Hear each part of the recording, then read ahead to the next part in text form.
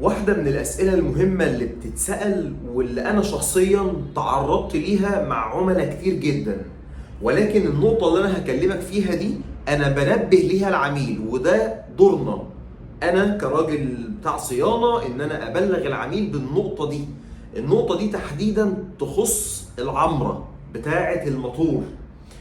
إيه هي بقى أو إيه هي المشكلة أو إيه هو السؤال؟ السؤال ده انه انا عملت عمره للعربيه. السؤال بيتسال لي كده انه انا عملت عمره للعربيه، وبعد ما خلصت العمره وبدات اتحرك بالعربيه وخلصت فتره التليين وتمام، بدات الاحظ انه في حاجه غلط في الحراره. يعني ممكن مثلا الاقي انه العلب بتاعت الرادياتير بتضرب، خرطوم بتاع الرادياتير مثلا بيتقطع، ماسوره بتضرب، الحراره ممكن تعلى شويه وتنزل، في لخبطه في الحراره، في حاجه مش صح في الحراره، وده على عكس قبل ما اعمل العمره. انا بقى كراجل بتاع صيانه فاهم ببدا اسال العميل، وعشان كده انا بقول لك النقطه دي انا بقول للعميل عنها قبل ما بشتغل له عمره، وتحديدا نقطه معينه في العمره، ودي اللي انا هجاوبك بيها دلوقتي، انه ليه بعد العمره بتحصل مشكله في الحراره. واحنا بنعمل العمره او لما بنفتح الموتور بتاع العربيه وبنبدا ان احنا نشوف الموتور ده محتاج ايه، ده لو انا هعمل عمره، بلاحظ انه الشميز، وده هتظهر صورته قدام منك دلوقتي، خد بالك قوي من النقطه دي. الشميز بتاع الموتور بيبدا يعمل حاجه اسمها عتب، انه البستن طالع نازل عمل عتب على الشميز في الداير الفوقاني بتاع الشميز، عمل عتب. العتب ده مشكلته في انه خلاص انا كده وصلت لمرحله حاجه من اتنين، يا اما انه انا هروح مخرطه اوسع او امشط الشميز ده، فمعنى التمشيط ده او معنى ان انا انعم العتبه دي انه المسافه وسعت كبرت، الشميز ده او القميص ده اللي البستم بيقعد جواه عشان يتحرك طالع نازل جواه عشان يحصل الحريك بتاع الموتور. جميل؟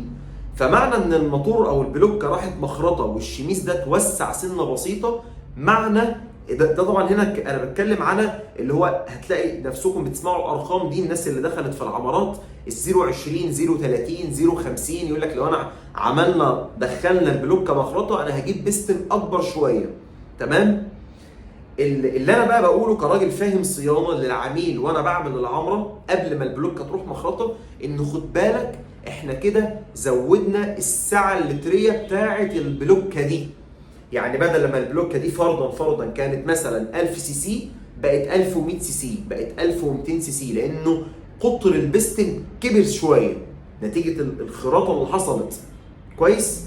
معناها انه السعه اللتريه زادت، معناها انه انا زودت كومبريشن او زودت نسبه الانضغاط اللي هتحصل جوه قلب الموتور، وبالتبعيه دوره التبريد اللي اصلا في العربيه مصممه لاستيعاب كومبريشن ريشيو او نسبه انضغاط معينه، فمعنى ان انا زودتها وما زالت شق التبريد مازال زي ما هو، اذا القسم الخاص بالتبريد مش هيقدر انه يغذي كتبريد يغذي الكومبريشن الزياده ده او نسبه الانضغاط الزياده دي، فبالتالي بتبدا تظهر مع حضرتك مشاكل في الحراره. ومش بالتاكيد انه يحصل حاجه زي كده، يعني هنقول مثلا ايه 5 عربيات من كل 10 اللي بيواجهوا مشاكل في الحراره بعد العمرات، وتحديدا بعد ما البلوكه بتروح المخرطه، انه يحصل توسيع في الشميز، فبالتالي بنجيب بستن اكبر شويه.